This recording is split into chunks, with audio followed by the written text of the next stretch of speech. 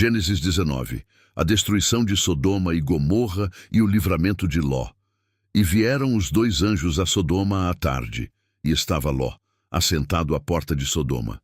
E vendo-os Ló, levantou-se ao seu encontro e inclinou-se com o rosto em terra, e disse: Eis agora, meus senhores, entrai, peço-vos em casa de vosso servo, e passai nela a noite, e lavai os vossos pés. E de madrugada vos levantareis e ireis vosso caminho. E eles disseram: Não, antes na rua passaremos a noite. E porfiou com eles muito, e vieram com ele e entraram em sua casa. E fez-lhes banquete, e cozeu bolos asmos, e comeram. Gênesis 19, 1-3. Os dois anjos chegam a Sodoma. Ló está na porta, posição de influência. Viu, levantou, insistiu. Hospedou os enviados do céu. Mas a cidade revela quem é.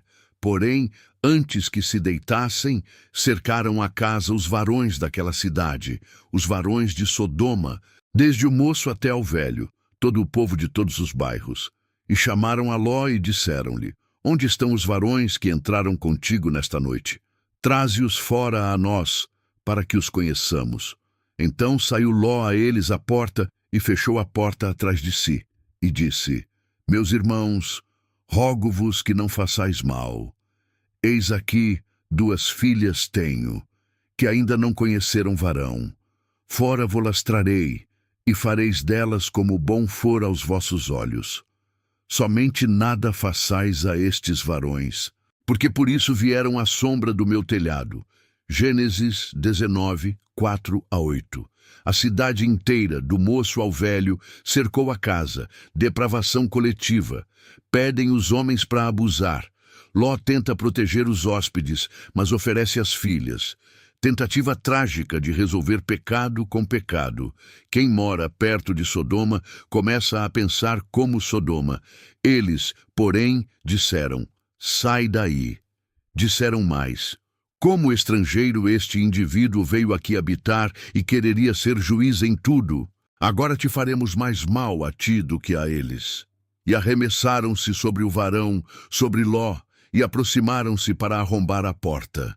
Aqueles varões, porém, estenderam a sua mão e fizeram entrar a Ló consigo na casa, e fecharam a porta. E feriram de cegueira os varões que estavam à porta da casa, desde o menor até o maior, de maneira que se cansaram para achar a porta. Gênesis 19, 9-11. Rejeitam Ló. Quer ser juiz? O mundo odeia luz. Os anjos puxam Ló para dentro e ferem os homens de cegueira. Juízo começa com escuridão. Nem a porta acham. Pecado cega. Disseram, então, aqueles varões a Ló: Tens alguém mais aqui?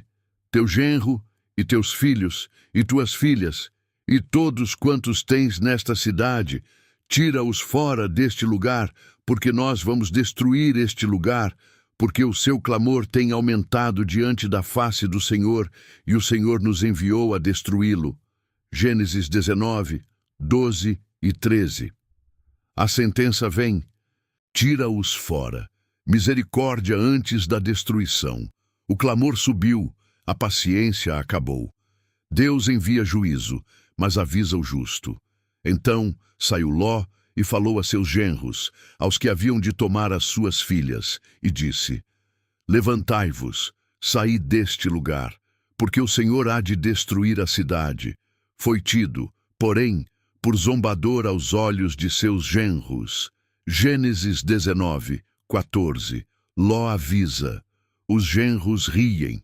Quem vive em Sodoma não crê em juízo. Testemunho sem autoridade não convence. Ló perdeu a voz quando ganhou um lugar na porta, e ao amanhecer, os anjos apertaram com Ló, dizendo: Levanta-te, toma tua mulher e tuas 2 filhas que aqui estão, para que não pereças na injustiça desta cidade. Eles, porém, demorava-se, e aqueles varões lhe pegaram pela mão, e pela mão de sua mulher, e pela mão de suas 2 filhas, sendo-lhe o Senhor misericordioso, e tiraram-no e puseram-no fora da cidade. Gênesis 19, 15-16. Ló demora, apegado a Sodoma, e os anjos o arrastam pela mão. sendo-lhe o Senhor misericordioso. Não é a força de Ló que salva, é a mão de Deus que arranca. Graça é Deus te tirar mesmo quando você não quer sair. E aconteceu que, tirando-os fora, disse: escapa-te por tua vida. Não olhes para trás de ti e não pares em toda esta campina. Escapa-te para o monte para que não pereças. E Ló lhe disse: assim, não, Senhor. Eis que agora o teu servo tem achado graça aos teus olhos, e engrandeceste a tua misericórdia que a mim me fizeste, para guardar a minha alma em vida. Mas não posso escapar-me para o monte, para que, porventura, não me apanhe este mal, e eu morra. Eis que agora aquela cidade está perto, para fugir para lá, e é pequena. Ora, para ali me escaparei, não é pequena, para que minha alma viva. E disse-lhe: eis aqui, tenho-te aceitado também neste negócio, para não derribar esta cidade de que falaste. Apressa-te, escapa-te para ali, porque nada poderei fazer enquanto não tiveres ali chegado. Por isso se chamou o nome da cidade Zoar. Gênesis 19, 17 a 22. Ordem: corre para o monte. Ló negocia. Zoar, cidade pequena. Deus concede. Misericórdia se curva para a fraqueza. O juízo espera o justo estar seguro. Nada poderei fazer enquanto não tiveres ali chegado. O Senhor segura a ira por causa de um. Saiu o sol sobre a terra quando Ló entrou em Zoar.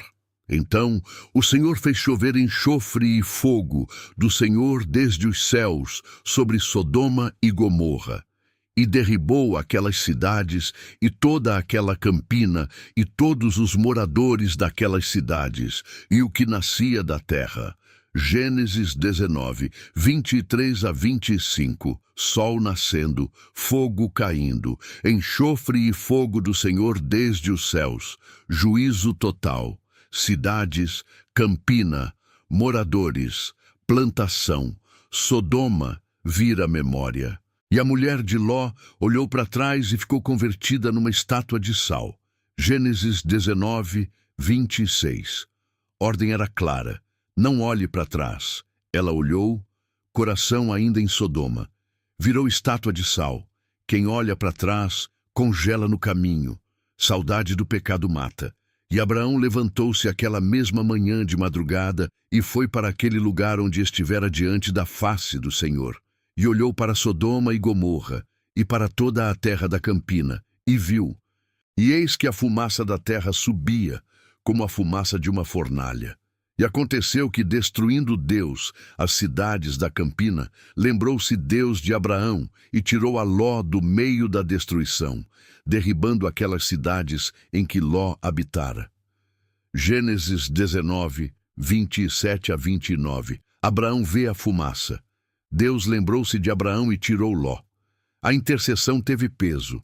Um justo na brecha faz diferença para muitos. E subiu Ló de Zoar e habitou no monte, e as suas 2 filhas com ele, porque temia habitar em Zoar. E habitou numa caverna, ele e as suas 2 filhas. Gênesis 19, 30. Medo leva Ló para o monte, tarde demais. Zoar não resolveu. Termina numa caverna, escolhas custam, longe do altar, perto da queda. E disse a primogênita à menor: nosso pai já é velho, e não há varão na terra que entre a nós, segundo o costume de toda a terra. Vem, demos a beber vinho a nosso pai, e deitemo-nos com ele, para que em vida conservemos semente de nosso pai. E deram a beber vinho a seu pai naquela noite. E veio a primogênita, e deitou-se com seu pai. E não sentiu ele quando ela se deitou, nem quando se levantou. Gênesis 19, 31 a 33. As filhas de Ló repetem Sodoma na caverna, embebedam o pai, incesto, desespero gera pecado. Sem Deus, sem referência, o coração inventa saída. Na noite seguinte, a menor fez o mesmo. Gênesis 19, 34 e 35. E conceberam as 2 filhas de Ló de seu pai. E a primogênita deu à luz um filho, e chamou o seu nome Moabe. Este é o pai dos moabitas, até ao dia de hoje. E a menor também deu à luz um filho, e chamou o seu nome Ben-Ami.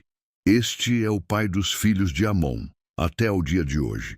Gênesis 19, 36 a 38.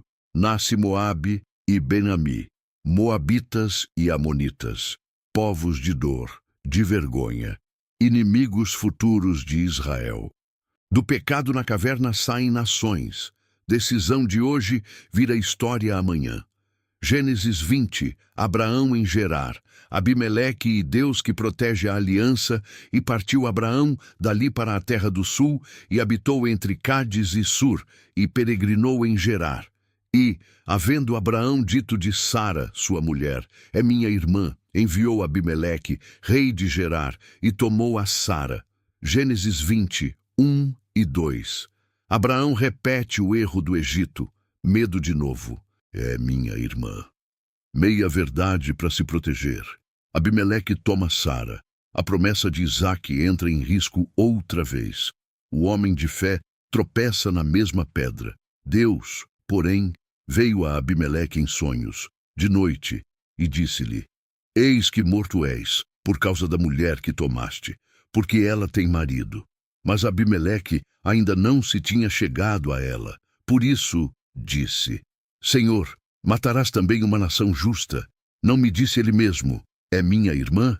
E ela também disse: é meu irmão. Com sinceridade do coração e com pureza das minhas mãos, tenho feito isso.